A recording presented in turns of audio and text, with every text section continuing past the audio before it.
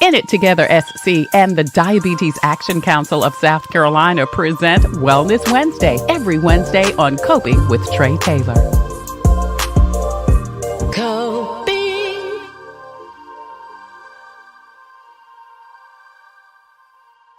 Watching Coping, I'm Tre Tailor, giving you info and advice to help you thrive and survive in life because we are always coping with something. Today, we are coping with cold and flu season. In the midst of COVID, which we are still dealing with, lots more people are having cold and flus, and it's really, really severe. Dr. Jane Kelly joins us. She is a physician and epidemiologist at the College of Charleston, former assistant epidemiologist at SCDHEC, to tell us what's going on and what we need to do. Dr. Kelly, thank you for joining us. It's a severe cold and flu season, I hear. Well, that is what we're seeing nationwide, but certainly in South Carolina as well. And not just among children having colds, there's also respiratory syncytial virus, RSV. And that's something that typically occurs among children. It's an infectious disease. It's an upper respiratory infection, like the common cold. But we typically see it later in the year, in the later winter months in December, January, February. But I'm hearing from my clinical colleagues that they're seeing it earlier. They have cases right now. And the disturbing thing is that it's not just children who get RSV. Adults can get RSV as well. And for some, it's like the common cold or maybe a really bad cold. But unfortunately, for some others, they can have severe illness, end up with a pneumonia, end up sick enough that they need to be in the hospital. Wow. Is it because of COVID? Well, I think it's because of, I think experts feel that it is sort of a secondary effect of we spent much of last year masking, which was great for cutting down on COVID. And it had this extra bonus. It cut down on flu. It cut down on RSV. We just didn't see those to the extent that we usually do. Just didn't see them last year. Well, now that people are more and more unmasking, they're being exposed. It's as though they've had a vacation from flu and RSV for 2 years, and now it's back with a vengeance. So it's still a kind of a recommendation to be cautious. It is still worthwhile to avoid crowded indoor places. And if you have to be in a crowded indoor space for whatever reason, still reasonable to wear your mask. I know COVID, fortunately, so far, so good. We're kind of stable. We're not seeing a huge surge, but we are seeing a surge in those other respiratory illnesses. Wow. So how do you tell the difference between a cold, a flu, pneumonia, RSV, COVID? All of them are respiratory. So how do you know? No, that's tough. That is tough. And really the only answer to really be able to distinguish them is doing a test. And so I have in my cabinet right now probably 8 COVID tests, because you can still get them for free. And I think it's very helpful to have one of those at home rapid tests, gives you an answer within 15 minutes. Yeah. So if you're having symptoms, I would go there first and do a COVID test. If it's negative, then you have to think about, well, how sick am I? Are these mild symptoms? Do I have fever? If you have fever or chest pain or shortness of breath, or you're coughing up, yellow or green stuff, that's when it's time to see the doctor. Find out, what else could this be? Could this be pneumonia? Could this be bronchitis? Am I at risk for getting a worse infection? But you are right. Those early symptoms, it's tough to tell the difference. Yeah. Are you contagious, and when are you contagious? Sure. Anytime that you are coughing, sneezing, basically you are spraying virus particles around, and you are contagious. One of the real challenges with COVID has been that people are contagious for up to 48 hours or 2 days before they have symptoms. Right. So that's why that's been really a challenge. And that's not true with the flu. The flu, you're contagious when you have symptoms. You're not really contagious in that period of time beforehand. I've already gotten my flu shot, which is a little bit earlier than I usually do. But knowing that the flu is upon us, and want to make sure that I am protected, I went ahead and got my influenza vaccine. Mhm. So you do suggest that people go ahead and get their flu shots? Absolutely. And we have good evidence that this particular influenza shot, every year it's a little bit of guesswork, not certain, is it going to cover the strains that are coming to the United States or not? But this particular influenza vaccine, this particular flu shot covers multiple different influenza variants. So I think we have evidence that it will be highly effective in preventing influenza, or if you get the flu, in cutting down those symptoms and giving you just a mild case. What about an additional COVID shot for those who only got 2? First of all, I know that there are still folks out there who have not gotten their COVID vaccine, and I just want to reassure them. I certainly understand in the very beginning, there were lots of doubts. This is new. People are unsure. We have had hundreds of millions of doses of vaccine given and given safely. So I would really encourage people, if they haven't had a COVID vaccine, the primary series, to go ahead and do that. Even if you already had COVID. If you already had COVID, sure, you have some immunity. You are making some antibodies. But did you know you can cut your risk of getting reinfected in half if you get the vaccine? So the vaccine gives you that extra boost of immunity. What if you got the primary series? You got your 2 shots of Pfizer or Moderna. Do you really, really need a booster? Well, the evidence is not just in the United States, but in other countries around the world, that they really cut down on the chance of getting infected and getting that booster. And of people who got infected, because nothing in life is 100%. It's possible to get your booster and still get exposed and still get virus up your nose, get infected. Those people who had the booster were much less likely to end up severely ill or needing to be in a hospital. Where does that information come from? It comes from studies of healthcare workers, people who work in hospitals who are exposed repeatedly. It really has demonstrated that the booster shots for them cut down on infections and cut down how long they were sick if they got infected.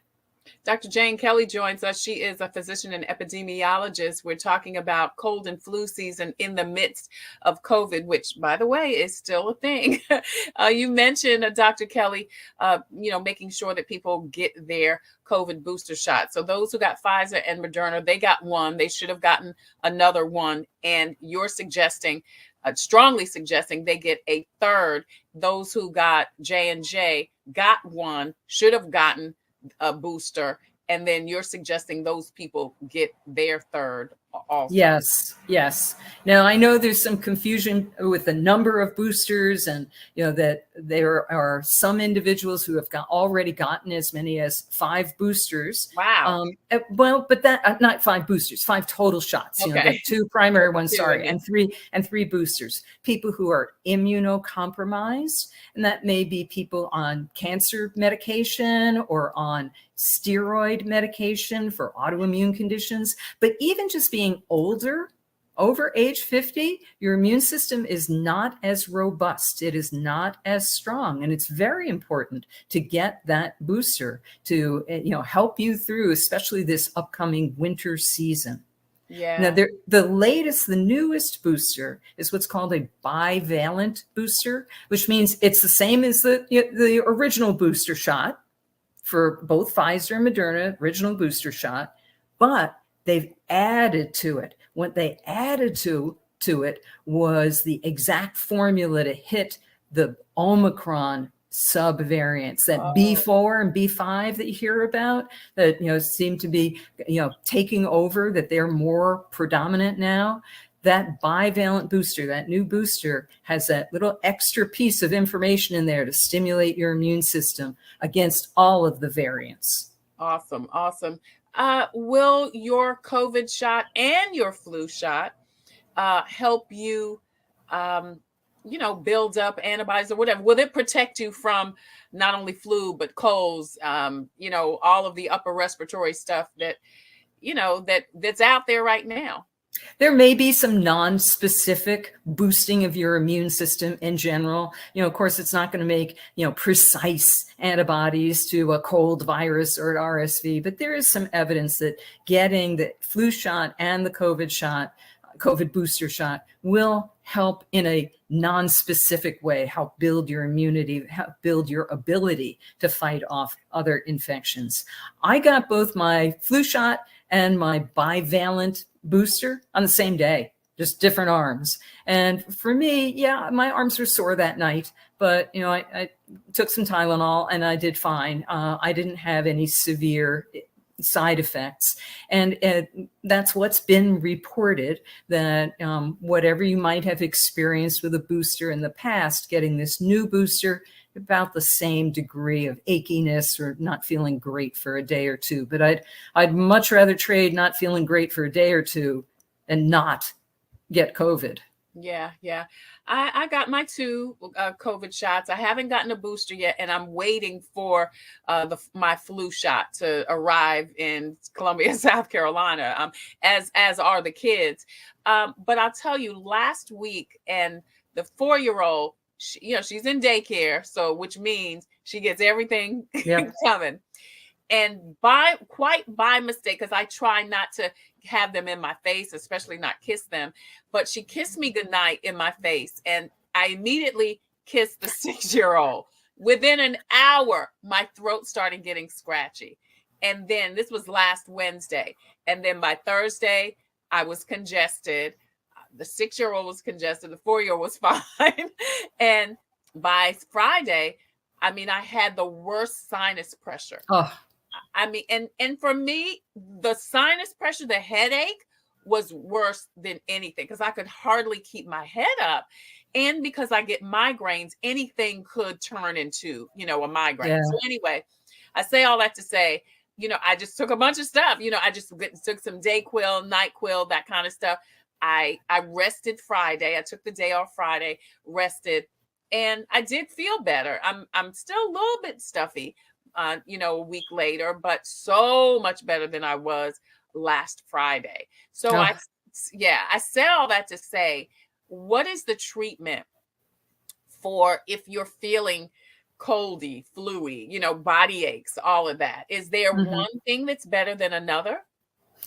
That's a very individual thing. And I would have to say, first of all, coming into the winter months, it's almost impossible to avoid getting some sort of respiratory infection at some point. So, common sense prevails here. Wear your mask if you're going to be in a crowded situation. But what do you do when your 4-year-old has a runny nose? Life goes on, and it's true that you may contract something.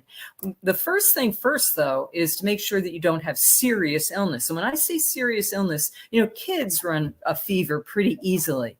As an adult, you're less likely to run a high temperature. What do I mean by a high temperature? More than 100.5. If you're running a fever more than 100.5, number one, you want to bring that temperature down by taking, there are a lot of different over-the-counter medications that you can use. I don't mean to promote one product over another, but acetaminophen or Tylenol, naproxen, Motrin, ibuprofen, there's a whole bunch of them. So it's like different things work for different people, whatever your personal favorite is. And remember, the pharmacist is your friend. If you're feeling like, oh, I'm not so sick, I need to go see the doctor. You can, if you're looking for over-the-counter medications, you can ask for advice from a pharmacist. Because trying to interpret all the chemical names on those boxes, what's going to be the best thing for your particular symptoms. So often it's just treating things symptomatically, like you did with just trying to take some medication to help dry up your sinuses. Yeah. But if you have fever, or you're short of breath, or coughing up a lot of colored mucus, especially if you have other medical problems, that's a time to think about, do you need to consult someone? Do you need to talk to your primary care clinician? It's fine to be treating mild symptoms at home with over-the-counter medicines. We just don't want to miss the beginning of a more serious illness. COVID in the very beginning, and influenza, for that matter, can both just seem like a regular cold at first and then turn into something more serious. Yeah, you're so right about different things work for different people. And I've found over the years, ibuprofen works best for me. I think for me, it's because it's an anti-inflammatory, Mm-hmm. and a liquid works better for me than a pill. I don't Mm-hmm. know, and that just may be in my head. I just think it goes straight to the to the problem a little bit easier. So, Mm-hmm. and is that right? Does a liquid get into your system quicker than a pill? That is such I don't know that that's ever really been studied Okay, carefully. It makes some intuitive sense to me that, right. you don't have to dissolve a capsule. You don't have to dissolve a pill. That makes sense to me that liquid might be absorbed more quickly. But I don't know that I can say that with any real science behind it. Right. It works for me. And like you said, Dr. Kelly, get what works for you. And Yeah. and you may have to try a couple of different things, but as you say, it's out there. It's cold and flu season. We've got COVID. We've got these upper respiratory things going on, and it's real. It's out there. And so, make sure you're boosted up with COVID. You've got your flu shot. And then, listen, I still suggest that people wear their masks. Mm-hmm. I still Mm-hmm. suggest that people wear their masks.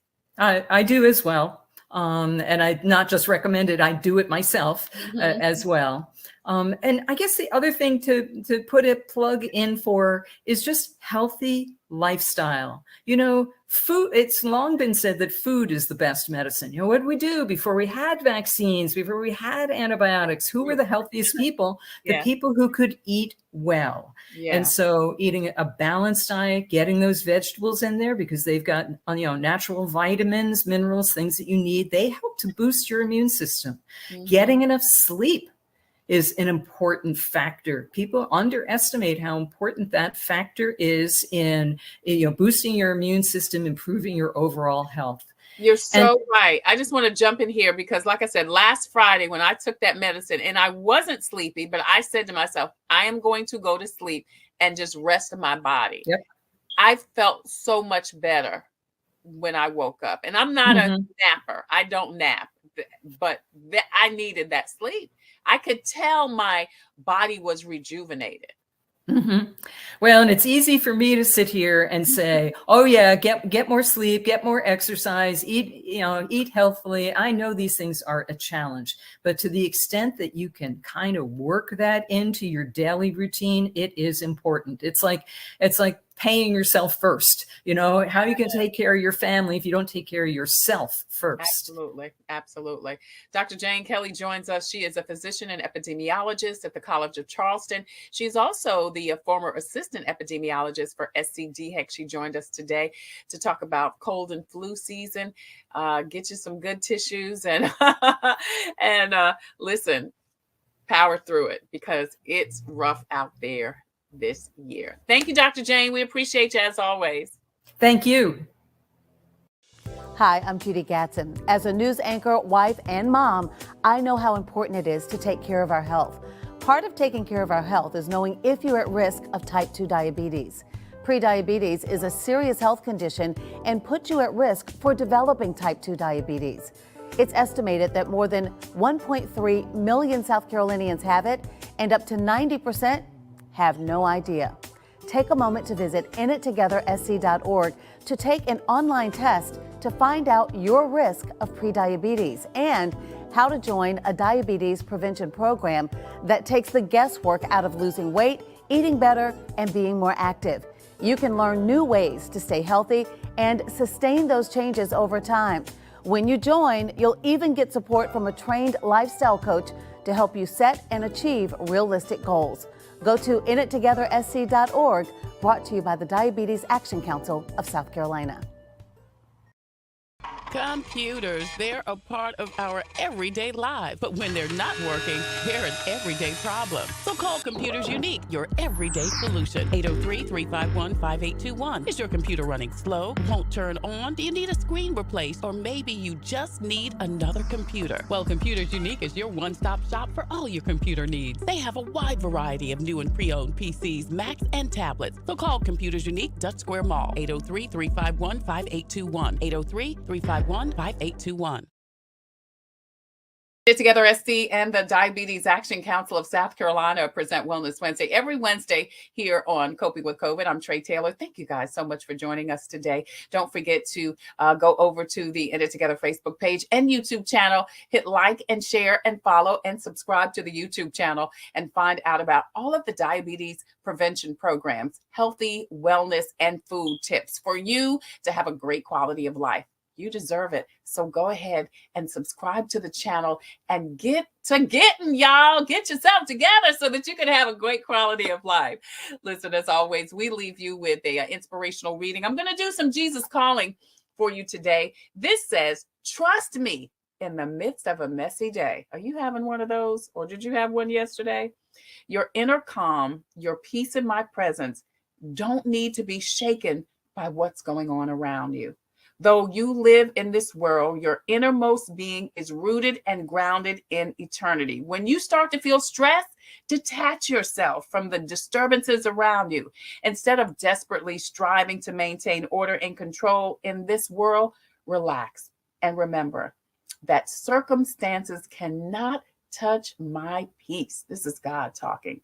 Seek my face, and I will share my mind with you, opening your eyes to see things from my perspective. Don't let your heart be troubled, and don't be afraid. My grace, my peace is sufficient for you today and every day. Man, that's some good word right there.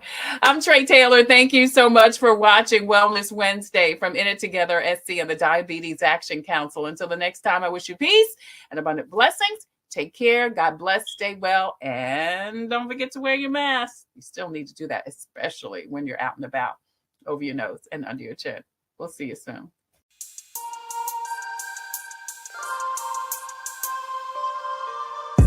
Coping, find peace of mind to survive through whatever. Coping, learning the way that we thrive all together. Coping, finding out what's real. Coping, we can heal, we can heal, we can heal.